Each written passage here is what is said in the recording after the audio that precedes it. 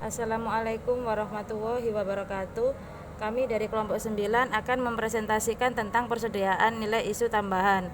Saya Wiwin Yuniarti, NIM akhir 56, dan rekan saya Wahyu Ningsi, NIM akhir 22, rekan saya Yuni Puspitawati, NIM akhir 114. Pada pembahasan materi yang ada di bab 9 mengenai persediaan, kali ini kita bahas isu penilaian yang lainnya. Adapun poinnya adalah 1. LCNRV, nilai terendah antara biaya perolehan dan nilai realisasi bersih. Dasar penilaian. 3. Metode laba bruto. 4. Metode persediaan retail. 5. Penyajian dan analisa. Next. Baik, saya akan membahas materi yang nomor 1, yaitu bagaimana menerapkan LCNRV atau harga perolehan antara biaya perolehan dan nilai realisasi bersih. Sebuah perusahaan dapat mengabaikan prinsip biaya historis karena utilities masa depan atau kemampuan menghasilkan pendapatan dari aset yang dimilikinya menurun di bawah biaya perolehan. Dengan kata lain, apabila ada satu harga berbeda dengan harga perolehan, maka ada alternatif di mana perusahaan dapat menggunakan harga yang berbeda, khususnya ketika harga itu berada di bawah harga perolehan. Harga tersebut biasanya disebut dengan nilai realisasi neto, yaitu satu taksiran harga penjualan dalam kegiatan bisnis normal dikurangi dengan taksiran biaya penyelesaian apabila memang ada biaya penyelesaian yang diperlukan dan taksiran biaya yang diperlukan untuk melakukan penjualan, dan di mana tentu saja nilai-nilai tersebut adalah nilai taksiran karena kita belum bisa memastikan berapakah nilai itu sesungguhnya.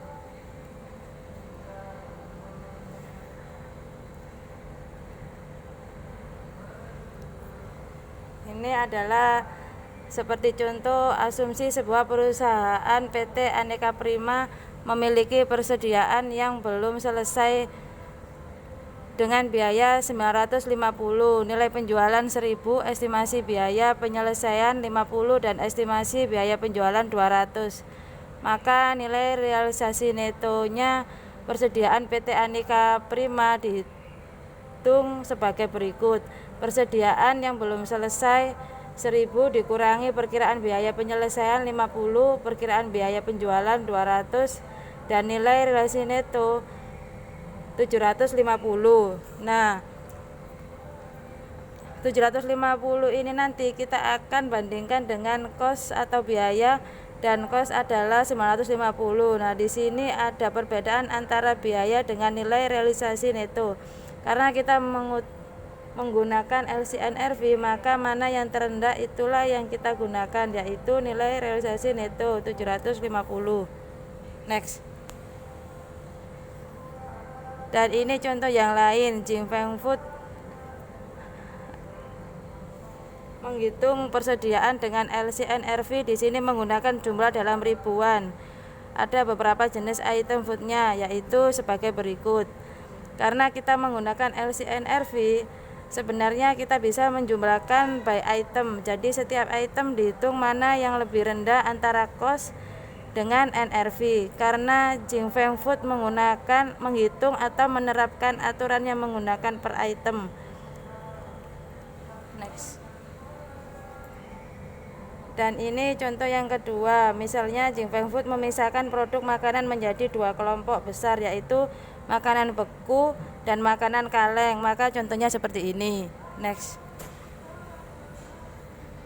Metode penggunaan LCNRV yaitu 1. Dalam banyak kasus perusahaan menetapkan harga persediaan berdasarkan item per item. 2. Aturan perpajakan di beberapa negara mengharuskan perusahaan menggunakan basis item individual. 3. Pendekatan item individual memberikan penilaian terendah untuk tujuan laporan posisi keuangan. 4. Metode yang dipilih harus diterapkan secara konsisten dari satu periode ke periode lainnya. Next. Dasar penilaian nilai realisasi neto adalah bermula dari aturan LCNRV. Menggunakan nilai ini dapat dibenarkan dalam situasi ketika 1. Biaya sulit ditentukan, 2. Barang siap dipasarkan dengan harga pasar yang berlaku. 2. Unit produk dapat dipertukarkan. 2. Kondisi umum di mana nilai relasi neto adalah aturan umum menilai persediaan. 1. Aset pertanian atau agrikultur termasuk aset biologis dan hasil. 2. Komoditas yang dimiliki oleh pedagang broker. Next. Nilai realisasi neto persediaan agrikultur. Aset biologis diklarifikasikan sebagai aset tidak lancar, adalah hewan atau tumbuhan yang hidup seperti domba, sapi, pohon buah-buahan, atau tanaman.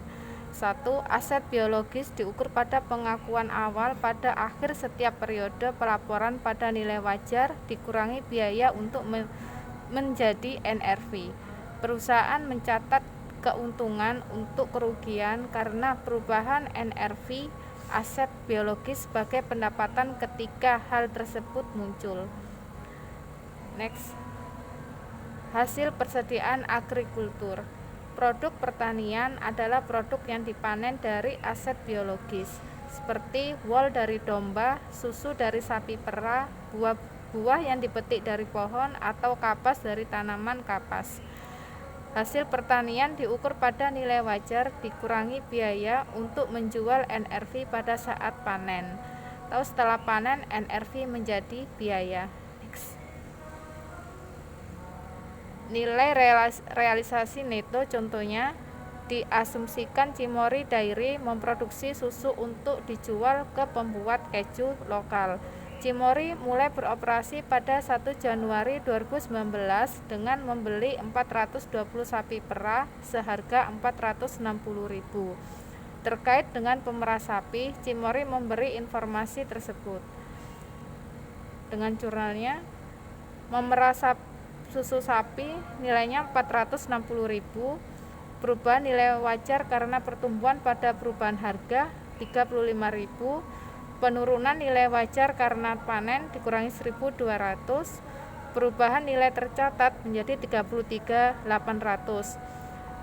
Nilai tercatat 31 Januari 2019 menjadi 493.800.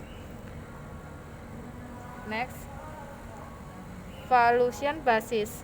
Cimory membuat jurnal berikut dengan mencatat perubahan dalam catatan nilai sapi pemerah. Aset biologis sapi perah, lawannya laba rugi yang dalam realisasi pendapatan. Next. Ilustrasi yang kedua, Cimory membuat ringkasan jurnal untuk mencatat susu yang dipanen untuk bulan Januari. Jurnalnya, persediaan susu, lawannya ke laba rugi yang belum terrealisasi. Dengan asumsi susu dipanen pada bulan Januari dijual kepada pembuat keju lokal 38.500, Cimory mencatat penjualan sebagai berikut.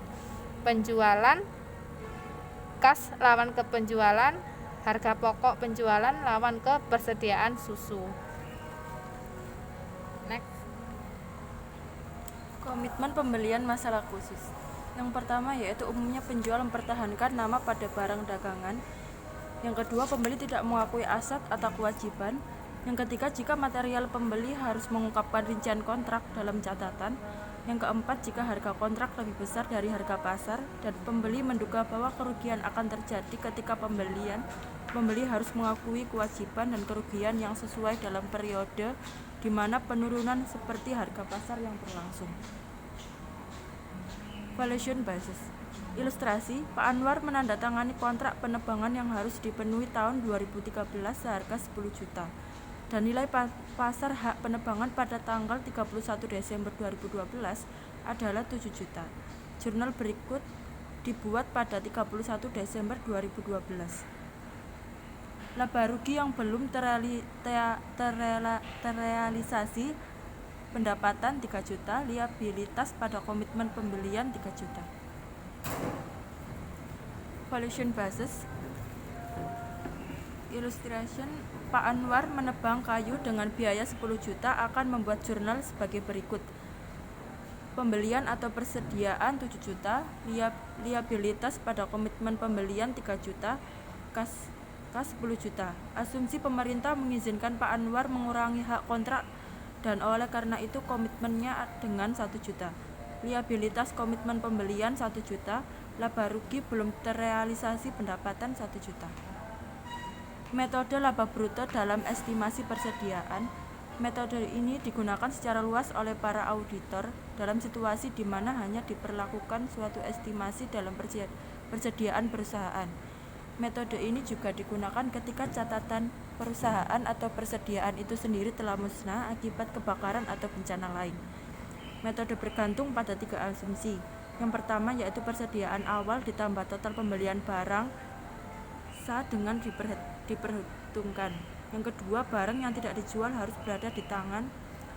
Yang ketiga, penjualan dikurangi biaya pengurangan dari jumlah persediaan awal ditambah pembelian sama dengan persediaan akhir. Metode persediaan retail. Dalam sebagian besar perusahaan retail terdapat pola yang dapat diamati antara biaya dengan harga. Karena itu harga retail dapat dikonversikan menjadi biaya dengan suatu rumus.